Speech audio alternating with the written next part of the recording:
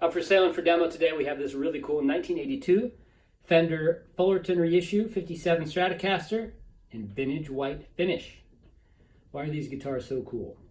Well, they're cool because they're basically vintage Fender Stratocasters. They're the first reissue series from the early 80s. How did these come about?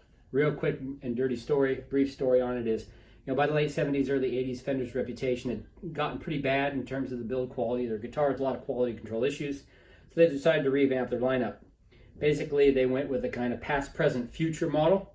The present was kind of the standard Stratocasters of the time period, which of course is now known as the Dan Smith Strat with the X1 pickup.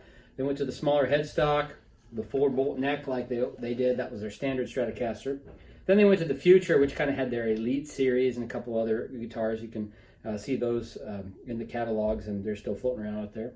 And then they had the past, and in the past they did a reissue series. 52 Tele, 57 Strat, 62 Strat, and then a 57, and then reissue bases from, I think, 57, 62. Anyway, you get the idea. They reissued finally the classic model that everybody wanted. Why are these so awesome? Well, they're great guitars. The early ones were built in very small batches by a handful of people, where they basically kind of went back to the old tooling methodology and everything.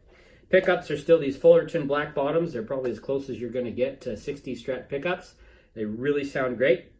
And of course, you get the classic look with this, the 57 reissue with the total maple neck. The white single ply pick guard with, I think it's 9 screws. 1, 2, 3, 4, 5, 6, 7, 8. No, 8, 1, 2, 3, 4, 6, 7, 8 screws. Need to learn my stuff a little better.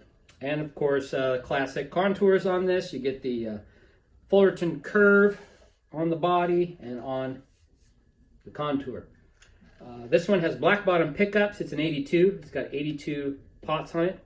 It does have a handwritten neck date, but it's faded a little bit. It just happens with some of the ink dates they used during this period, and all through the 80s and the 90s actually.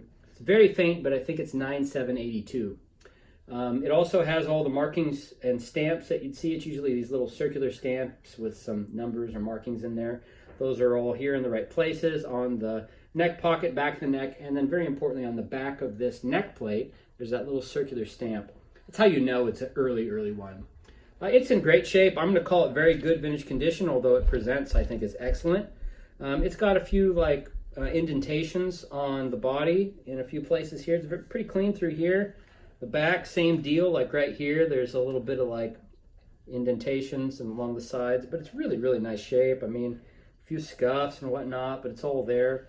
A little bit by the neck pocket area, just a very sliver of it chipped up with the finish. It's just normal in terms of the finish on the edge. It's a really clean guitar. It's got a little bit of fret wear, nothing to write home about. Decal is real clean. Tuners are in great shape. Hardware and everything, it's real good. Special bonuses, it comes with the original Fullerton reissue case. How do you know it's a Fullerton reissue? Well, you can tell by the latch and also by the duck foot style leather tab. The later ones have the straight leather tab. You do see a few leftover Fullerton cases in like 85, 86, but by then they'd probably switch to that straight tab. See a lot of people selling just the soft lined cases if they were early 80s. You gotta look for that Fullerton duck foot. It has a 57 reissue Fullerton stamped hang tag, polished cloth, original tremolo bars here, as well as a polished cloth with the Fender logo on it. It's a really great example, really clean.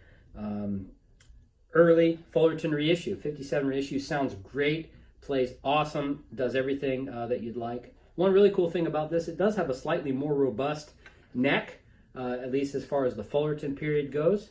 I have the exact measurements down there in the listing, but if memory served me, I think it's 0.83 at the first fret, 0.85 at the fifth, and 9/10ths of an inch at the 12th fret. So it's a robust neck. I mean, it's not like a real 57 with this huge honking neck, but as far as these goes, that's pretty robust. These are not known as being big fat necks. So 0.83 at the right behind the first fret, that's a real good profile for a Fullerton.